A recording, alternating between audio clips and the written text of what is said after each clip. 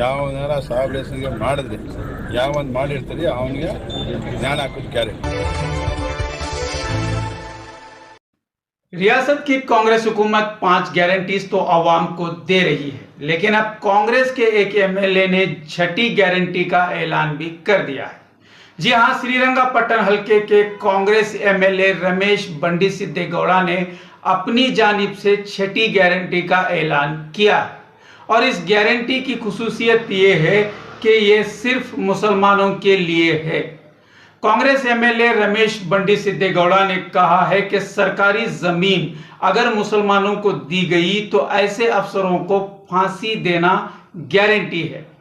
जी, आपने बिल्कुल सही सुना, मुसलमानों को सरकारी जमीन न देने की सख्त हिदायत देते हुए एमएलए रमेश बंडी गौड़ा ने कहा कि अगर मुसलमानों को कहीं भी सरकारी जमीन दी जाती है तो इन अफसरों को फांसी दिया जाना गारंटी है, यानी फांसी देना यकीनी बताया है। यहां इन्होंने लफ्ज गारंटी का इस्तेमाल किया है और मुसलमानों को साहब से मुखातिब किया है, जिसे सवाल उठाया जा रहा है कि क्या ये कांग्रेस की छठी गारंटी है जो सिर्फ मुसलमानों को दी जा रही है। वाह एमएलए साहब वाह, मुसलमानों के वोट का क्या सिला दिया है आपने। खैर, पहले आप इनका ये धमकी भरा वीडियो देखें। ಯಾವನಾರ ಸಾಹೇಬ್ ಹೆಸರಿಗೆ ಮಾಡಿದ್ರೆ ಯಾವನ್ ಮಾಡಿರ್ತಾರೆ ಅವನಿಗೆ ಜ್ಞಾನ ಹಾಕೋದು ಗ್ಯಾರಂಟಿ।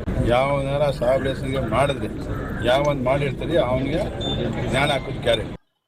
तो सुना आपने किस तरह खुलेआम मुसलमानों के खिलाफ सरकारी अफसरों को धमकी दे रहे हैं कांग्रेस एमएलए रमेश बंडी सिद्धेगौड़ा।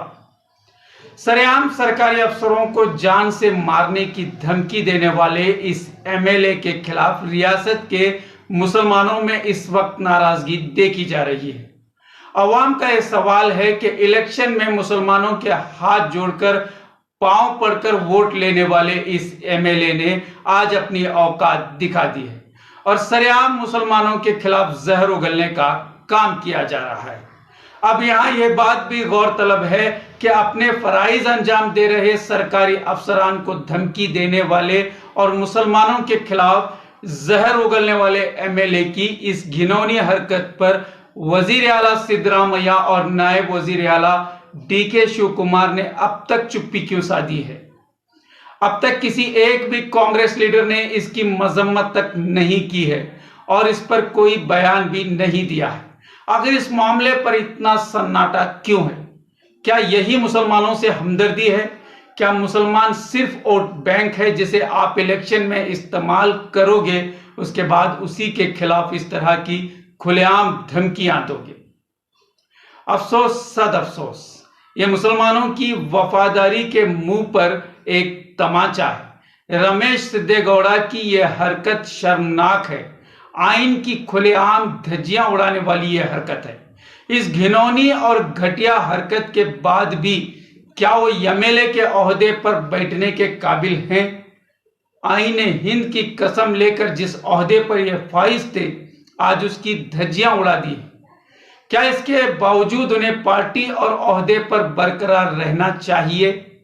इसका जवाब वजीर आला सिद्धरामैया, नायब वजीर आला डीके शिव कुमार और स्पीकर यूटी खादर को देना होगा। आज की खास रिपोर्ट में इतना ही। देखते रहें एस इंडिया।